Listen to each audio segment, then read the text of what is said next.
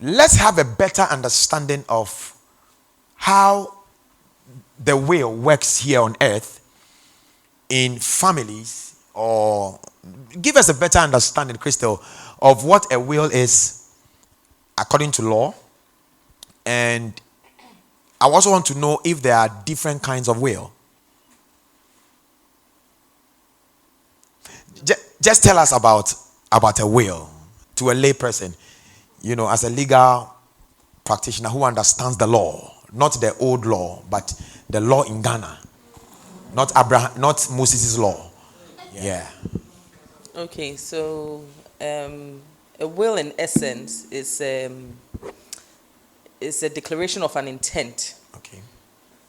by a person who is of this a condition Okay. for being able to you must be of sound mind and be qualified to be able to do a will. Oh, so the testator must have sound mind, Yes. be in It's good one of condition. yes. It's one of the conditions for making a will. Okay. So what a testament is, like you said, testamentary is really bequeathing, relating to a will. And bequeath means giving out property. Okay. There is a giving out of something. Yes, it's a giving out of property. That's when you bequeath something to another person. So the essence of a will is the declaration of your intent to give out something to somebody. And wills are only effective, like Prof said, after the death of the testator.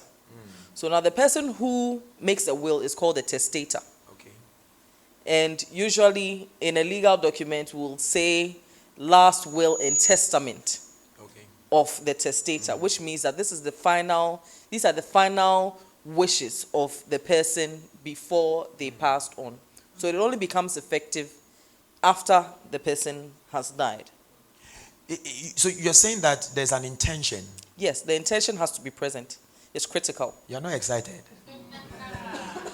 So for Jesus, or for God to give us a covenant or a will, means that he had an intention to pass on something to us. Yes. Wow. Because without the intention, there cannot be a will. Without the intention, there cannot be a will. The intention is critical. Wow. And then you also mentioned that the person must be of sound mind. Yes. And be able to have the capacity to, but also be of sound mind to be able to make a will. Wow. And there are types of wills. There are, I would say, two types of wills. We have written wills and non-cooperative. So non-cooperative is the oral. Okay. Wills are generally written. Okay. But in our traditional settings, for instance, the accounts, we have something called, the oral wills are called samansew, which is done in the presence. That also always has witnesses. Okay. That's one of the conditions for making a will. There must always be witnesses. 2 is a requirement. Without the witnesses, a will not be held to be valid. Because the witnesses must witness in the presence of the testator. That is what makes it valid. So in a situation where you have, say, Prof making a will, okay, he can make a will and sign it, but it has to be witnessed for it to be valid. Now, for the people that witness the will, both of them have to be present at the time of witnessing the will. So he can't have one person come and witness and then later on the other witness comes to come and witness. It's not a valid, it won't be regarded as valid. The two of them have to be present to witness to make it a valid will. So generally, these are the conditions that must be satisfied for a person to be able to make a will. Okay. All, maybe I catch you in here. The scriptures are coming clear to me. You said for somebody to make a will, there has to be 2 witnesses. Yes. Show me Hebrews chapter 6, verse 13. Okay, it said, that ye be not slothful, but followers of them who through faith and patience inherit the promises. Then verse 13. For when God made promise to Abraham, because he could swear by no greater, he swore by himself. Go on. Saying, surely blessing will I bless thee, and multiplying will I multiply you. What am I saying here? Even when it was a promise, God is trying to say that the promise could come into a full effect when you swear by somebody that is greater. But for Abraham, there's nobody that is greater than God for him to swear by. So he swore by himself. In other words, for God to have the covenant, enshrined and given out, there must be witnesses. And he must be his own witness. So God must witness by himself. Reason why when Jesus resurrected, he was the same testator and was the same mediator and was the same guarantor. This is to tell you that God has no business with any other third party. Because you see, just so that whatever he had decided to give out, he swore by himself. And if he doesn't do it, his integrity is at stake. Amazing. So you see what God had to go through to be able to give us this covenant? That if you are not enjoying, it means something is being given. The other party must receive. Now, with the wills, are there some wills where, let's say, a will is willed out to someone, and when the person dies, what happens to the will? Can the person will a willed will? I would say technically no. Okay. Once a will is made, okay, whoever the will is made in favor of, okay, which is we call the donee of the will, is the owner of that will. Okay. Now, there are circumstances under which, for instance, if the donee precedes the donor of the will, which is the testator, in death, there are circumstances where it can pass to the children of the intended donee. Okay. But there are some exceptions to that. But generally, a will is made in favor of a person. It goes to that person, and that's where it ends. Now, if the person wants to pass it on, they in turn would usually make another will, giving it. And then there's also gifts also. And we have types of gifts. One that is given in anticipation of death. For instance, if you feel that there's an imminent threat of death, you are ill and you don't think you recover, you can give out a gift to a person. Now, there must be the intent again, and then the acceptance of the person who is being given the gift, and again, witnessing of that gift. But with that kind of gift, once the person doesn't die, it's not an absolute. When the person doesn't die, it reverts back to the person. Okay. And then there's one also that we call gift inter vivos, which once you give that, it's irrevocable. You can't take it back. It's given during the lifetime of the person giving the gift. Okay. Again, these conditions must be present. The intent to give that gift, it must be absolute, and then there must be an acceptance, intention, and then witnesses. Should there also be an acceptance for the will as well? Yes, for a will in the traditional sense, for instance, in the can with the samansil, for instance, once a will is made, there's what you call the aseda, which the person, the donee of the will, must give in the presence of witnesses. Okay.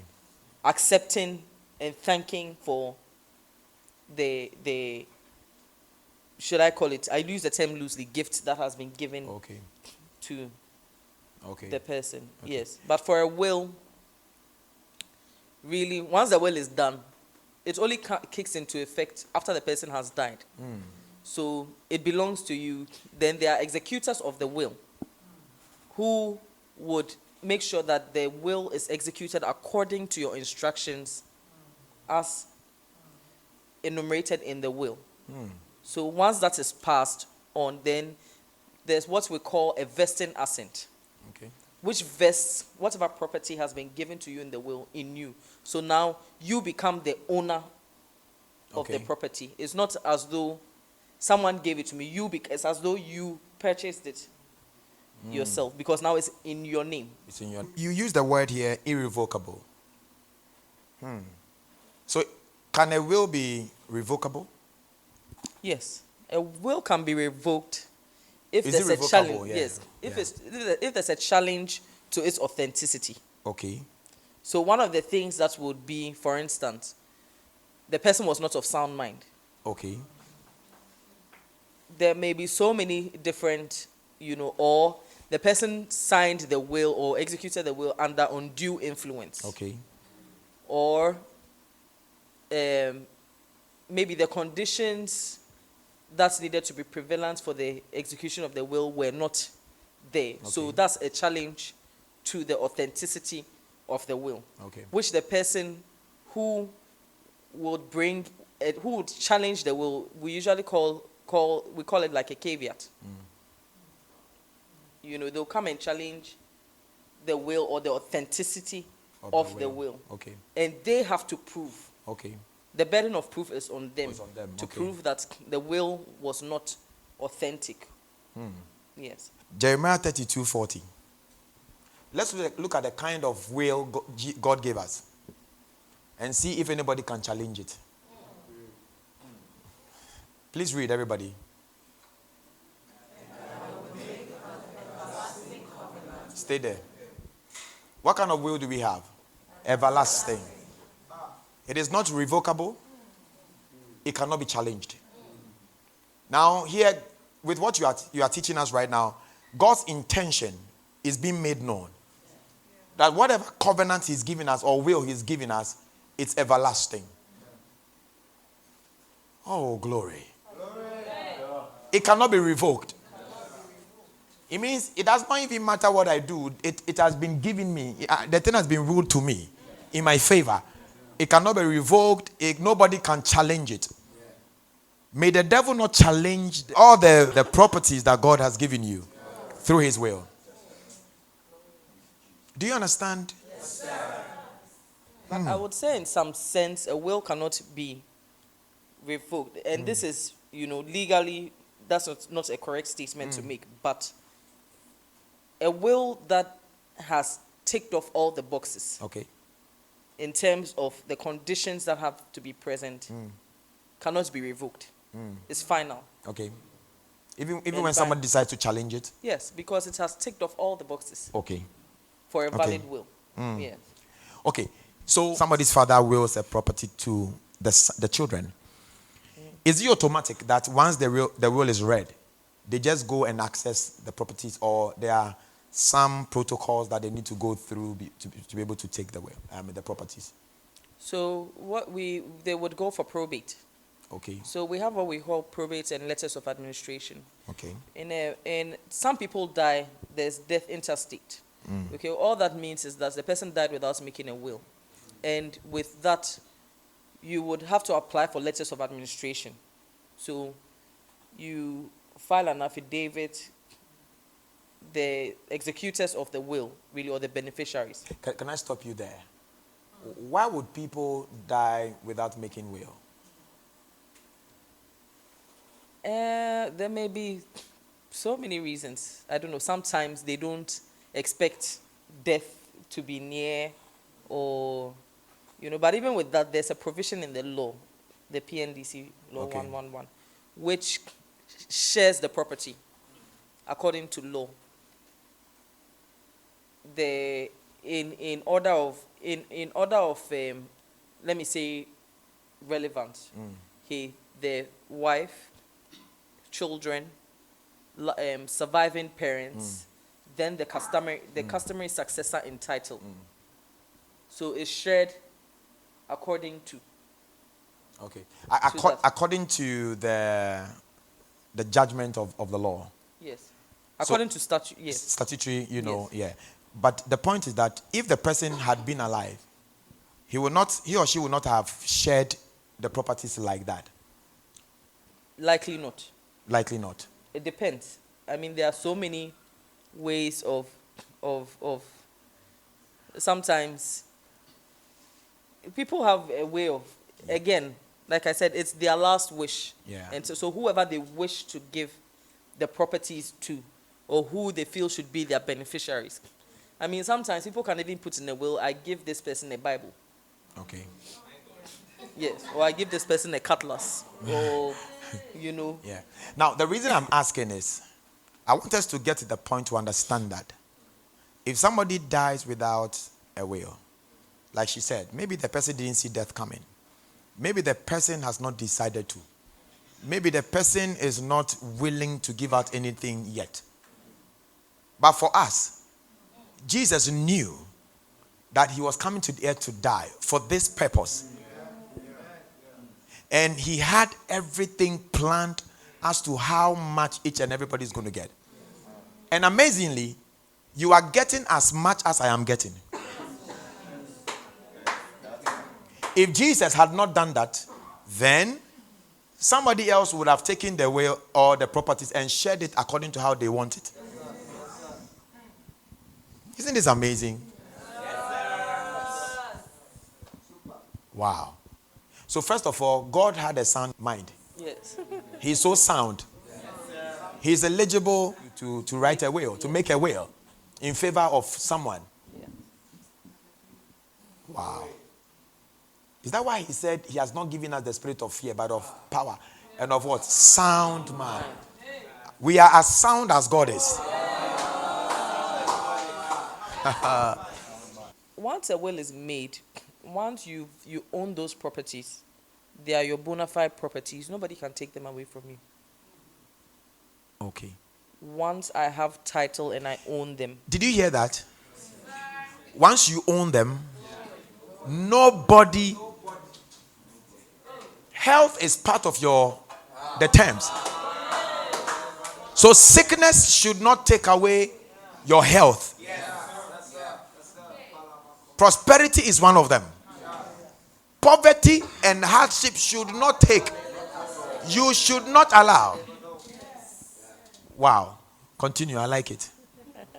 So once you are the bona fide owner of the property for true value, you paid for it, it's yours. You have title to it. It's up to you to do what you will with the property. And so you can decide to share it, you can decide to give it to charity, you can decide to give to your name. That's the thing with a will. It's really entirely up to you as the individual what and who you intend the property to go to. So again, the intention is very critical in making a will, because the intention is what propels or triggers you giving out those properties to whoever your donee may be. So, Christo, if I understand, if I get you clearly, the properties you want to give out, they must be yours. Yes. You cannot give out what is not yours. Yes. There's a Latin maxim for that. Can you catch the thing? Health is for him. Yes. He passed it on to you. Prosperity is for him. He passed it on to you. Sound mind is for him. He passed it on to you. I'm going to show you 15 items in the will of the covenant that God gave us compared to the old covenant. I was able to just put together 15. There are more that I couldn't. All these things belong to God. Yes. If they are not his, he can't give. There's a Latin maxim that we use. Latin maxim. Yeah, tell me about Latin maxim. Nemo dat quod non habet. You cannot give what you do not have. Baradusha liada. Say it again. Nemo dat quod non habet. Because I've been saying it. You cannot give what you don't have. If God says you are healed or health is yours, he had it. And he has given to you. If he says, I have given you a new covenant. Crystal, a moment. Let me just show you guys where all these emanated from. Jeremiah 31. Jeremiah chapter 31, verse 31 to 33. I think if I understand what you are saying, so God is now hitting his chest. to tell us that this thing that I say I'm going to do, they are mine and I'm going to do it. Look, he said, behold, the days come, saith the Lord, that I will make a new covenant. In other words, a new will. In other words, a new eternal will. With what? The house of Israel and the house of Judah. Not according to the covenant that I made with their fathers in the day that I took them by hand to bring them out of the land of Egypt, which my covenant they break, although I was an husband unto them, saith the Lord. Look at this here. If God says he was an husband to them, naturally you think a husband must leave an inheritance to the wife. But the intention matters. Here, because they broke God's law, he was not willing to give it to them. Can I show you something more before we come back here? Exodus chapter 19 verse 5. Look at this. Now therefore, if ye will obey my voice indeed, and keep my covenant, keep my will, keep my commandment, then ye shall be. Now the intention is not a free will gift. It's a condition. You must do something before I give you. But for somebody with an intention of giving a will, I'm giving it all out. In other words, I have already judged you. All right? Because before I can pass on my house to you, I might have, judged your how well you took care of me, how you, and so on and so forth. So hold on, I'm making a point here. A testator that gives us a will would have prejudged you to be right before he passes on.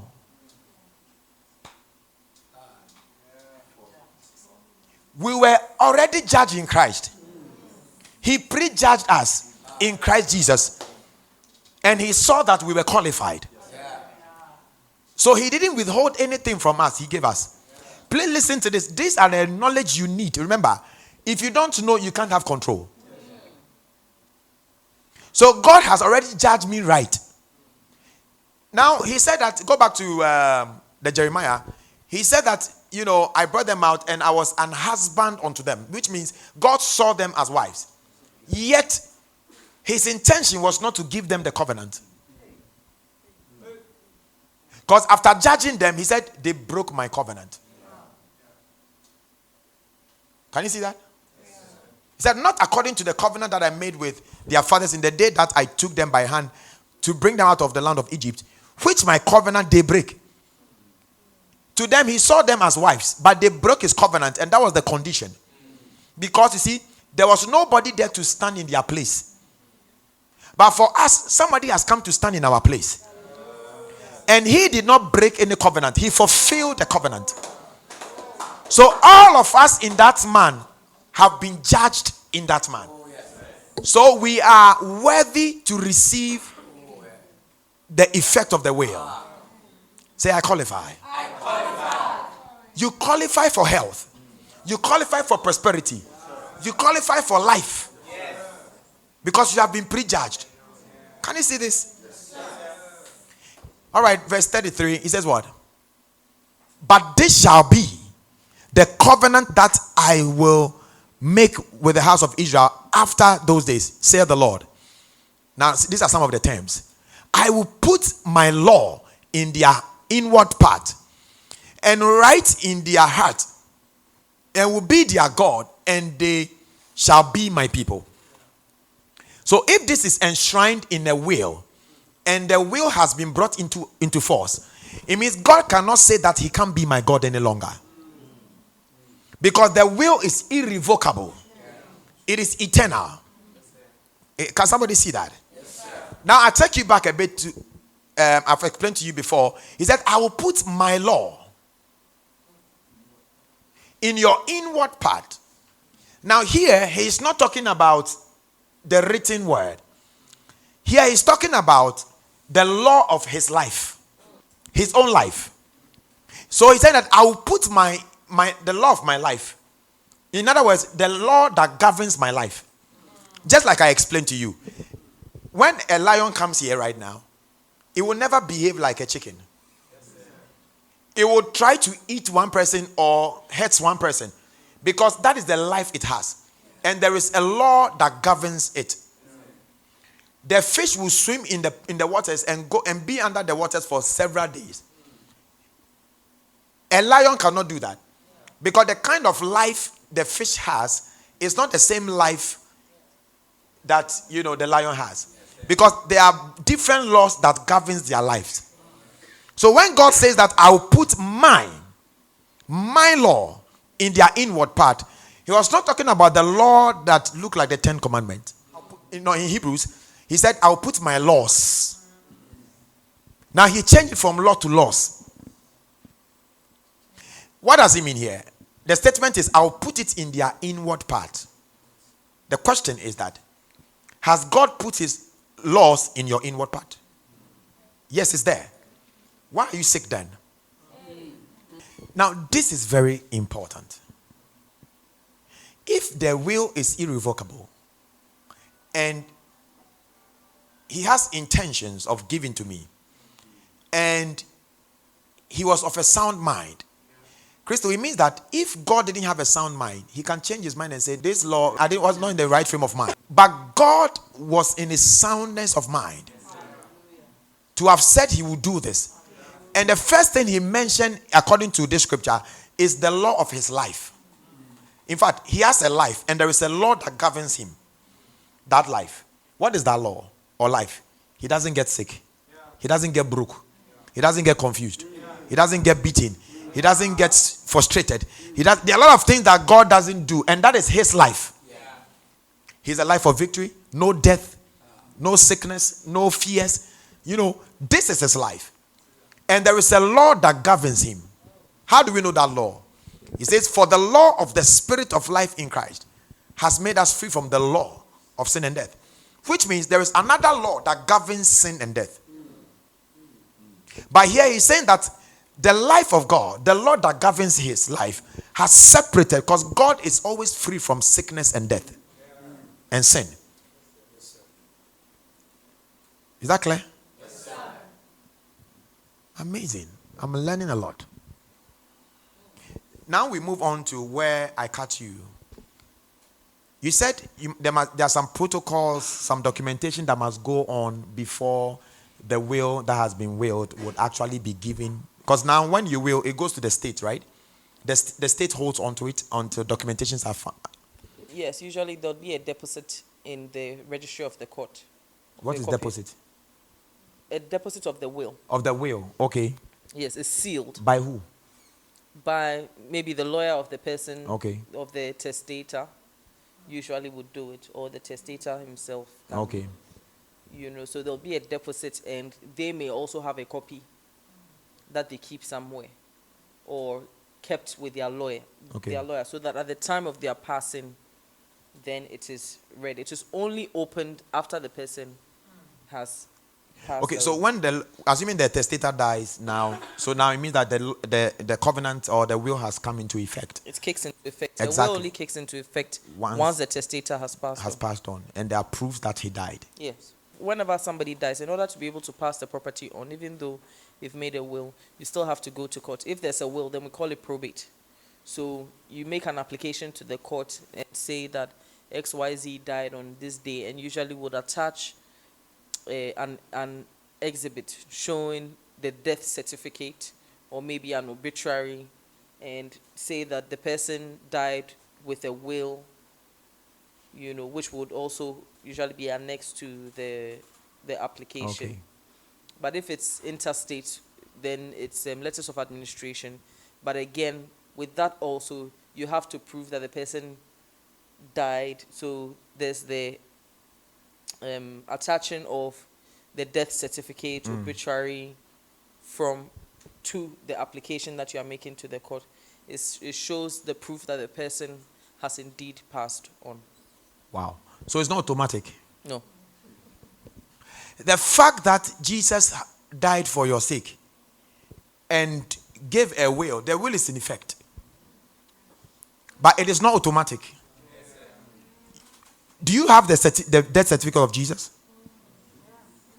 Do you have it? Where is it?